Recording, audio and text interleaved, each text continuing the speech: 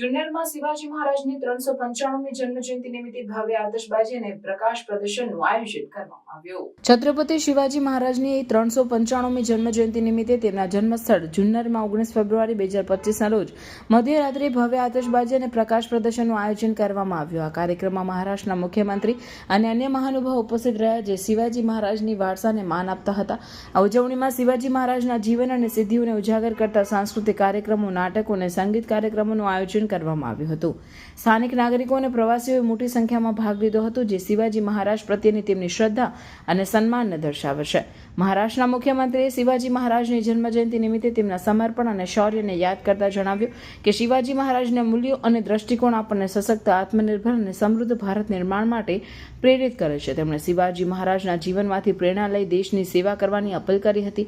આ પ્રસંગે મહારાષ્ટ્રના વિવિધ શહેરોમાં પણ શિવાજી મહારાજની જન્મજયંતિની ઉજવણી કરવામાં આવી હતી, જેમાં શોભાયાત્રા, સાંસ્કૃતિક કાર્યક્રમો અને શિવાજી મહારાજના જીવન પર આધારિત પ્રદર્શનનો સમાવેશ થાય છે. આ ઉજવણીઓ દ્વારા શિવાજી મહારાજની વારસાને નવી પેઢીને પરિચિત કરાવવામાં આવી રહી છે.